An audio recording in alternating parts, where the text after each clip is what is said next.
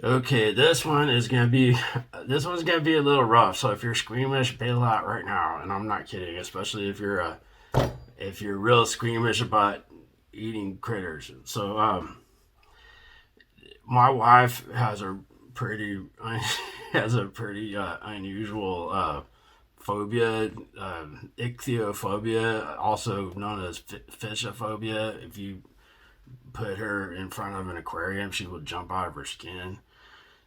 When she was a little kid, somebody served her a fish with the head on it, and she flipped out, and ever since then she can't handle fish. She can't look at a goldfish, anything. So her mom made fun of her. She goes, "Now I may have my flaws, but I'm not. At least I'm not scared of a fish cooked on a plate." Um, Needless to say, my wife is a city girl. When I grew up in the country, we got used to stuff like that. It's a miracle I didn't have uh, fishophobia because, like, I remember an older kid showing me a barrel full of catfish heads. A catfish is he had just cleaned a mess of catfish and threw the heads in a wash tub full of water, and they were all going on like death.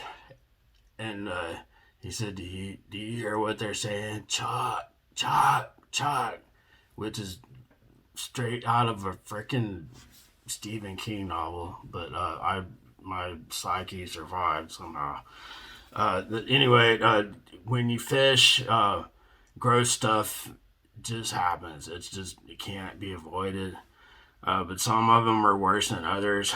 Um, One time, when I was a teenager, I was bored. I was visiting my grandmother in the hill country, so I went down to the Medina River under some cypress trees and was trying to catch a fish with a spoon lure, and I was terrible at casting, and so I cast it, and it went over a cypress tree limb, and then got caught, and then I it was hanging about 2 inches above the water.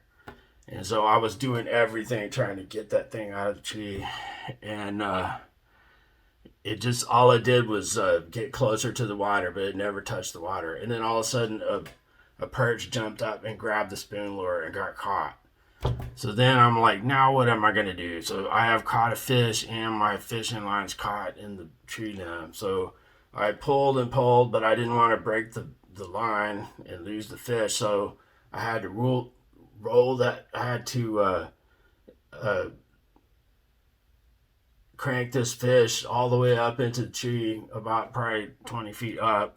And then finally, I was able to break a twig and it came loose. And then I reeled in and got the fish. And it was too small to keep. So I'm like, okay, I'm gonna get the hook out and I'll let it go. But then I realized it had hooked it in the eye, and so I was trying to get it out, and his poor thing's eyeball popped out. And so I was like, well, if a fish swallows the hook, you have to take it home, even if it's not big enough. And this was a little perch, and perch they have a lot of bones, so they're not. But if you fillet them right and cook them in cornmeal, they're pretty good. And so I figured, well, I'll take it home and get Granny to fry it up for me, And just then it flopped itself into the water and swam away. And so I don't know how long perch lived, but this would have been in the 80s. So uh, that that fish has been thinking about its trip into outer space for a long time. Oh, and so I guess if that fish is around, it has a better story to tell than I do. So for people who stuck with it and now think I'm disgusting for fishing, I don't really fish anymore. I haven't done for a long time. It may just be because I'm too cityfied. But I finally got to the conclusion that it wasn't worth it. That either you're gonna fish for hours and catch nothing and end up getting moss and slime all over your hands for nothing, or You're going to catch a fish that's too small and have to put it back, more slime.